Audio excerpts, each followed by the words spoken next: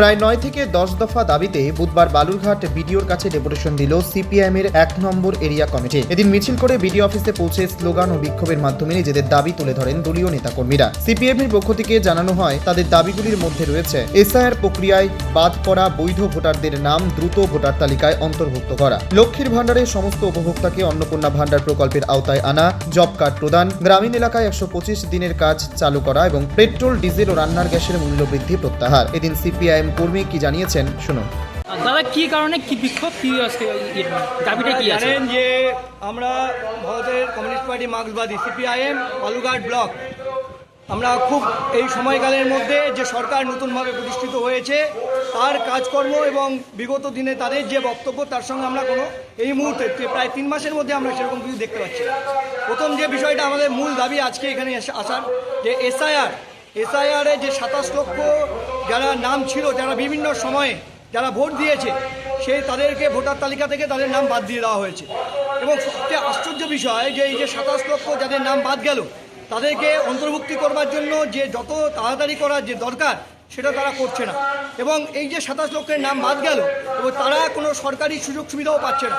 এখন বিষয়টা হচ্ছে তাদের নাম ট্রাইব্যুনালে আছে, তো ট্রাইব্যুনালে নাম যাদের বিবেচনাধীন হয়ে আছে তাদেরকে কেন সরকারি সুযোগ সুবিধা দেওয়া হবে না? আমরা দাবি করছি যে তাদেরকে সরকারি সুযোগ সুবিধা দিতে হবে। যতক্ষণ পর্যন্ত তাদের নাম ফয়সালা না হচ্ছে ততক্ষণ তাদেরকে দিতে হবে। এটা আমাদের 1 নম্বর দাবি। 2 নম্বর দাবি আমাদের যেটা যে অন্নপূর্ণা ভাণ্ডার। আমরা দেখেছি বিগত সময়ে যখন আমাদের রাজ্যে তারা ভোট নির্বাচন হলো, বিধানসভা নির্বাচন, আমাদের দেশের প্রধানমন্ত্রী যেভাবে এখানে তাদের যে দাবিপত্র তারা পেশ করলো, তারা বললো যে সকল মহিলাদেরকে তারা অন্নপূর্ণা ভাণ্ডার দেবে। এখন আমরা দেখলাম যে বিগত দিনে যে সরকার ছিল তৃণমূল, তারা আমরা দেখেছি 2 কোটি 20 লক্ষ মহিলাদেরকে তারা লক্ষ্মীর ভাণ্ডার দিয়েছে। এখন আমাদের যা আসছে এই মুহূর্তে গভর্নমেন্টে, তাদের যে দাবিটা ছিল তারা সকলকে তারা এর আওতায় আনবে, কিন্তু এখন আমরা দেখছি তাদের টার্গেট হচ্ছে কিভাবে এই সমস্ত মহিলা যারা পাচ্ছিল তাদের থেকে কেটে দেওয়া যায়। আমাদের দাবি যে লক্ষ্মীর ভাণ্ডার যারা পেত তাদের সবাইকেই এই আওতায় আনতে হবে। আমাদের 3 নম্বর দাবি যে 125 দিনের কাজ দ্রুত চালু করতে হবে।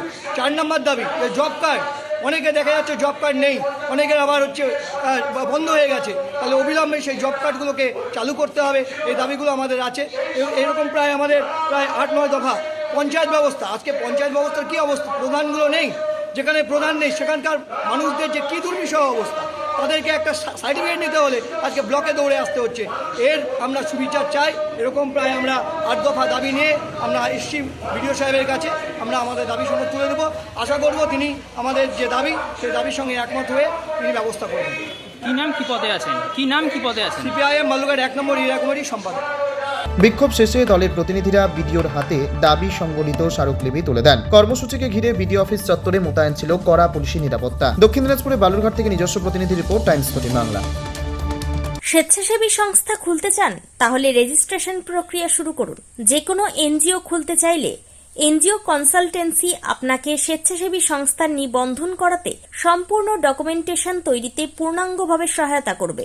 Section 8 company registration, trust registration, society registration, pan, tan এবং 12A 80G সহায়তা, এনজিও দর্পণ এবং CSR সম্মতি। এখনই কল করুন 8345817300, হোয়াটসঅ্যাপ করুন 9434187666 এই নম্বরে। মুখের উজ্জ্বলতা হারিয়ে গেছে, স্পট পড়ে গেছে, ব্রণ ভর্তি, তাই আর দেরি না করে আজই আসুন রায়গঞ্জের চণ্ডীতলায় হেলথ প্লাস মাল্টি স্পেশালিটি ক্লিনিকে এবং এখানে পান অভিজ্ঞ ডাক্তার দ্বারা ফ্রি স্কিন টেস্ট।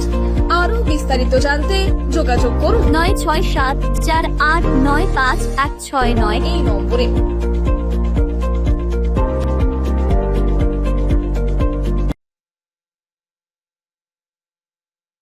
আজ তোমার বিয়ে সাজলো নতুন সাজে।